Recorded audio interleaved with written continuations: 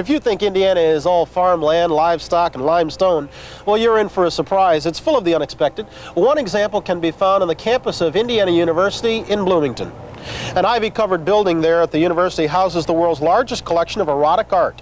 The multi-million-dollar collection of pictures and artifacts spans every culture and continent, showing sometimes graphically that love and lust have fascinated artists throughout the centuries. The range of the collection is enormous.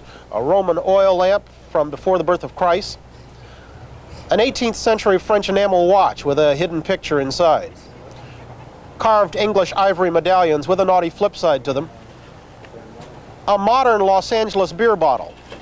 The collection belongs to the Kinsey Institute, founded by Dr. Alfred Kinsey, who shocked post-war America with his studies of the sexual behavior of men and women.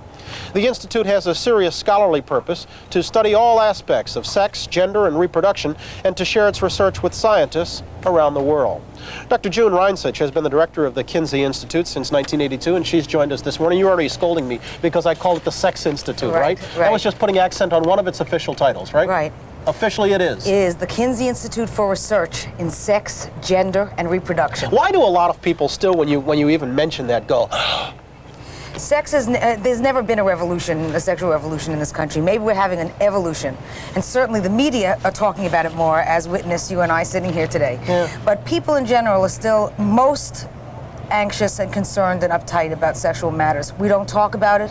We don't talk about it in our families. We don't talk about it even between married couples who have been together 20 and 30 years. Many have trouble talking about it. And so there are big problems. Why do you suspect it is? Why do we cling such Victorian, puritanical ways? Well, I think puritanical is the better word. I think the people who came here originally and who have been coming over the first 100 years all came from really very puritanical societies. I mean, as they left, in fact, because the societies they were in couldn't take their puritanism anymore. Actually, the English were very happy to get rid of the people who came here because they were so strict. They were the rejects. Yeah, well, they were too strict for everybody. If the sexual revolution hasn't happened and you say an evolution is needed, a further evolution is needed, what's it going to take? It's going to take talking like this so that people see that sex is something that's natural and normal. I think people have to start to realize that information about sex, education, knowing about sex is necessary for good families, for long-term marriages, for having children make good decisions based on their morals and values. It's ignorance that makes for a teenage pregnancy, and that has a lot to do with the unhappiness in marriage. And that ignorance about sex is one of the major areas. I'm sure there are arch-conservatives out there who view you as the enemy then. Does that bother you? I haven't had that feeling.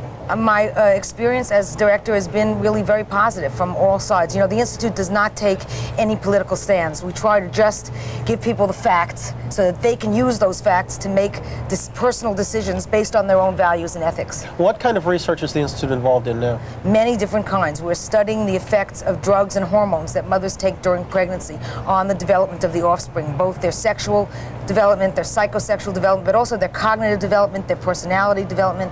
We're looking at the fact that women who live together or work together have their menstrual cycles in synchrony together, and how does that affect fertility? How do men in their lives affect that cycling and their ovulation? You're also studying, aren't you, the inherited differences between men and women in their sexual, psychological makeup? Yes, absolutely. Sex difference is one of my personal interests, and we look at the differences, the biological differences between males and females. You're a busy lady. You're also writing a column in 100-plus newspapers, a sexual advice column. Give me the most frequently asked question. Oh, it's not an advice column. Not an advice column. Okay, it's it is an information column. Information awareness column. Based on column. research. All our answers, people write to us, and we answer them with the best and the most up-to-date research in the area. And all scientific and all technical, and all right? scientific and technical. Everybody loves it. We're getting hundreds of letters a day. In fact, when we opened in Germany, out of Hamburg, in the biggest newspaper in the Western world, 5.5 to 6.5 million readers a day, we got 2,000 letters in the first 2 weeks from the Germans asking us the same questions that Americans ask us. Beyond that, you're a fascinating lady. You've come to this job after being a dolphin trainer, a nightclub manager, a rock group promoter. How'd that happen?